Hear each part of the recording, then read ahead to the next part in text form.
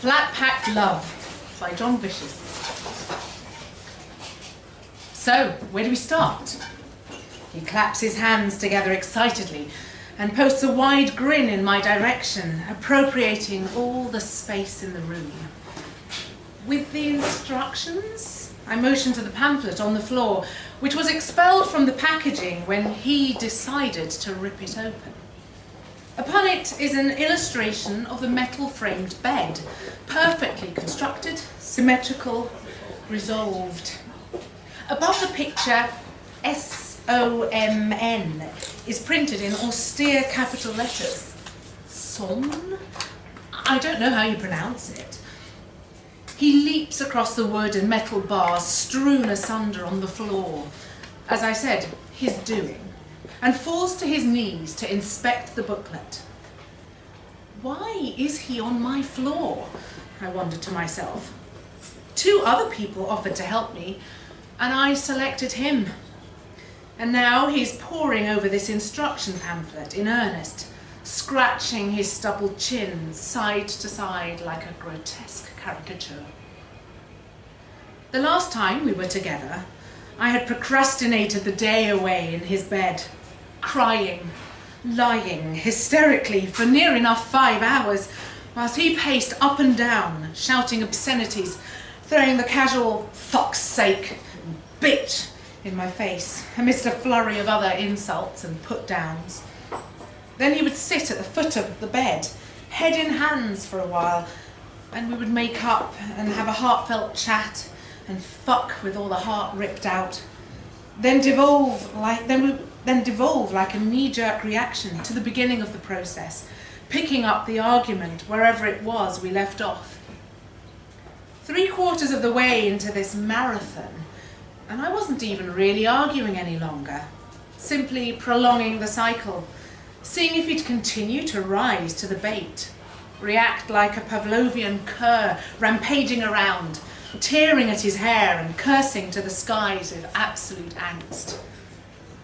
It was like clockwork, how his behaviour went from lassitude to lust, to loathing, and then back again. And it was fun to push it.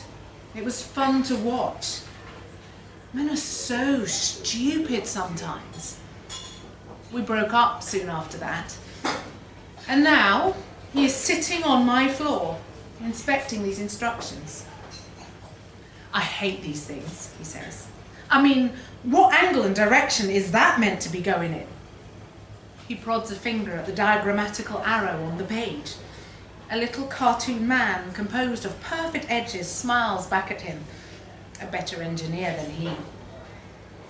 He's easily perturbed when he doesn't understand. "It's not like we live in this 2D flat world. How are you meant to understand this?" I saunter over to him because I also want to see the instructions, try and grasp those abstract planes to which the diagrams allude. And he's right for once. The arrows are ambiguous, and their direction is all a bit skewed and squashed on the cheap recycled paper. He rushes through the pages, annoyed, expecting some sort of Euclidean elucidation to fall upon him, trying at odds to get his mind around the end product that the front cover so perfectly envisages. And then I remember why I chose him.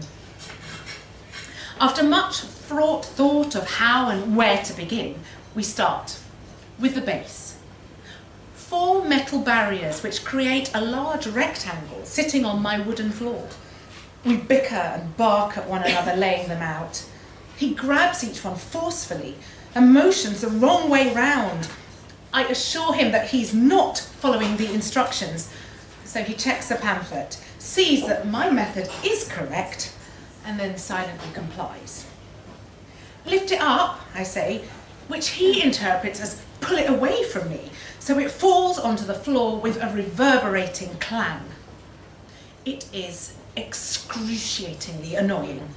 A mistake I only have time for once, although I suffer it again and again.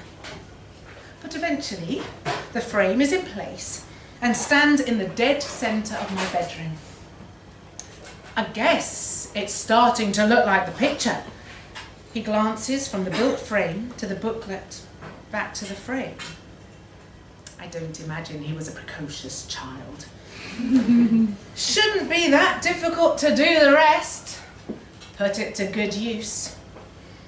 I can hear him smiling at me through his commentary while I work on securing the legs to the frame. And it is a smile that sounds like expectation, reward and conquest, especially coming from him. It's also a smile that reminds me of all the snide asides and metered little remarks he would level me with in the past, when goading me in front of his friends or colleagues, trying to get a rise out of my discomfort. It is a loud smile that scalds my ears, so loud that although the room is still and silent, I consciously clatter the Allen key against the metal, sending a shudder around the frame he's standing in. He stays there, watching me work, proud about his lack of involvement compared to overall achievement. A decent metaphor for his part in our relationship, I guess. I unroll the wooden slats onto the frame, clunking locomotion.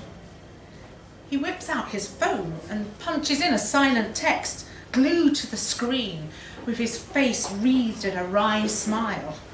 No doubt another unsuspecting girl stuck between his robust good looks and alluring charm. I think back ever so briefly to my infatuation with him and his artillery of coy smiles and jokes and relentless nuanced compliments and affectations.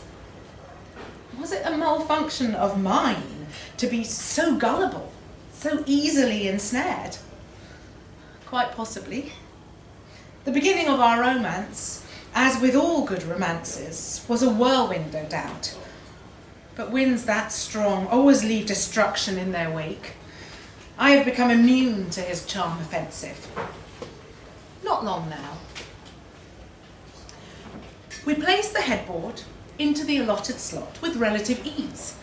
The mattress, though, he throws that onto the bed with a rugged and rapid disregard which annoys me. I tell him it's the wrong way round. There isn't a wrong way round. What are you talking about? It's a mattress. He's right, I guess. So I let him have this final, small victory. And with the expository assurance of a talking head from a daytime TV advert for accident claims, he says, "Besides, you have a bed. It even looks like the picture." He's dressed in that categorical grin again, positively beaming at me. I smile falsely in return. Downstairs, concocting some celebratory refreshments, I wonder whether to go through with it. Why do it? A throwback, perhaps? A final chance for one-upmanship?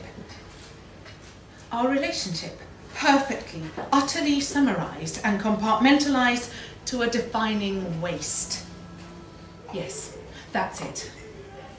I feel slightly better as I drop in the powder and listen to the effervescent white noise from his glass. Back upstairs, I find him predictably unfolded on the bed, waiting for my return. Furtively, I sit down next to him, feeling his eyes dissecting the nape of my neck, running down my back, over my arm, handing him his drink. Finally, my eyes turn towards his, knowingly, suggestively. We clink glasses and smile. It is ever so pleasant, drinks in hand, sun streaming through the netted curtains. I glance at him with giddiness. He leans towards me, perched on one elbow, to kiss me. But I beckon him to drink more. Drink more. I place my glass down on the wooden floor and impatiently take his, almost empty, from his hand. He gazes at me with a longing intensity, squinting slightly in the bright daylight of the room. I spring up and pin his arms down by the wrists. He tries to resist, but he's only pretending. He always liked to be governed. I hoist my leg over his frame, straddling him, steadfast, back straight. He still gazes up at me, and for an instant, as I place my hands around his head, I feel slight pangs of uncertainty. Because even though he is consigned to my desire, the sex was always good, and I kind of desire that, as much as my antipathy wants to be sated. Still, too late now. I lean down, close my eyes, and kiss him with pursed lips. One long, final, deep, dark kiss. He responds, trying to move his arms, but they are pinned down, complacent, accepting, defeated. A moment passes, and as I come up and inspect his handsome face, his eyes roll backward in ecstasy, and his mouth falls open slowly with a soporific sigh. I put my ear to his chest, hear his heartbeat fluttering, falling, disintegrating, and sit up, pulling his eyelids down with my index and ring finger. Now the work begins. I take his left arm, a heavy and unflinching dead weight, and pull it carefully across his chest and down his side. I arrange his hand, neatly wrapping his torso. Next, his right arm, doing the same, and placing it over the other. He looks like a mummy. His arms flop down a bit, but I fuss over them until they remain in place. After all, this needs to be done precisely.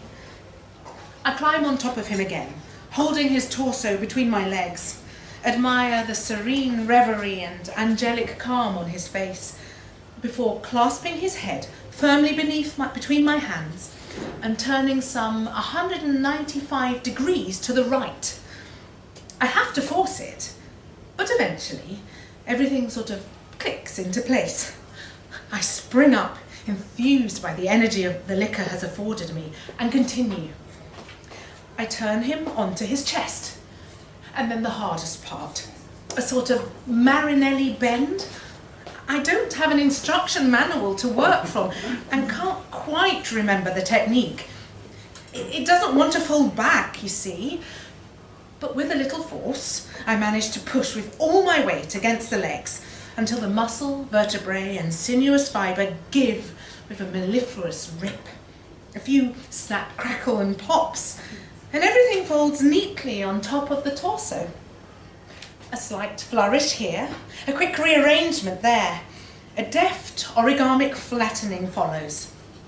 Soon enough, I am getting somewhere. It starts to fold easily, no longer really resembling itself. More a Dharma Polaroid, a Korova milkmaiden. I must be doing it right. Before long, the strange limbic contortion of concave and convex couplings, this organic objet d'art, begins to flatten as I push and stretch it out with my strength. I inspect every fold and surface and stand up from the bed to admire my work.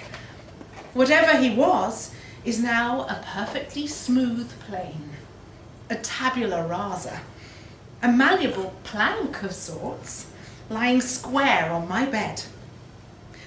With slight difficulty, I slide the heavy, hardy mass from the mattress back into the cardboard, the box the bed came in. It just about fits.